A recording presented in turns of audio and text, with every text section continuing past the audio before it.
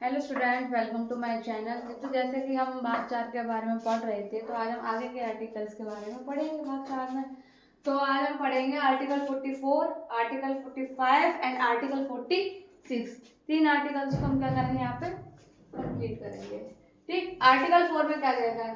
सभी प्रकार के व्यक्तिगत कानूनों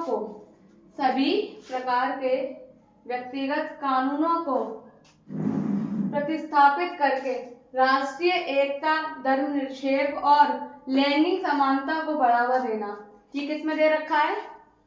आर्टिकल 44 में दे रखा है। यह अदालतों द्वारा लागू करने योग्य नहीं है। ये किसके योग्य नहीं है? अदालतों द्वारा लागू करने योग्य नहीं है। इसका उद्देश्य राजनीति का मार्गदर्शन करना है।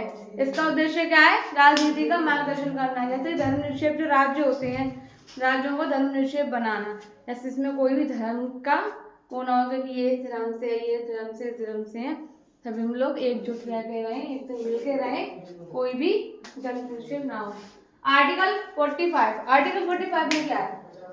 सभी राज्य बच्चों को 6 वर्ष आयु तक प्रारंभिक बाल्यावस्था, देखभाल और शिक्षा प्रदान करने का प्रयास करेगा।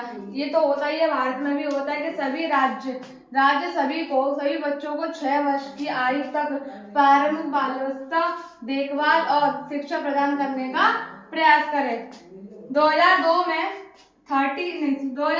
86वें संशोधन अधिनियम ने 6 वर्ष से कम आयु के बच्चों पर ध्यान दिया। आर्टिकल 21 में 6 से 14 वर्ष की आयु में बच्चों की शिक्षा मौलिक अधिकार में बन गई।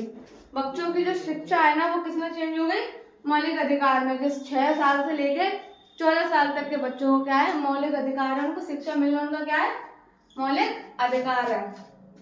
आर्टिकल 46, आर्टिकल 46 इसमें SC ST अनुसूचित जाति जो होती हैं, SC और ST और समाज के अन्य कमजोर वर्गों को पर ध्यान दिया। राज्य को उनके शैक्षिक, आर्थिक हितों और सक्रिय रूप से बढ़ावा देना चाहिए। छात्रवृत्ति, आरक्षण, कल्याणकारी कार्यक्रमों लागू किया गया, द्वारा लागू किया। कल्याणकारी कार्यक्रम करे जाते हैं, कार्यक्रम लगाए जाते हैं और क्या कहते हैं, छात्रवृत्ति द्वारा इन चीजों को क्या कर दिया? लागू कर दिया गया। बहुत प्रकार से जो है सरकार जो है इन क्या कहते हैं कमजोर वर्गों का बहुत ज्यादा सहायता करती है, बहुत प्रकार से करती है। ठीक, इस संशोधन द्वारा आर्टिकल में इस आर्टिकल जो 45 दिया गया है, इसमें क्या करा गया था? बच्चों को शिक्षा का मौलिक अधिकार दिया गया है।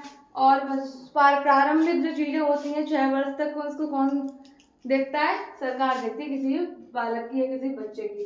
ये इतना है इसके में।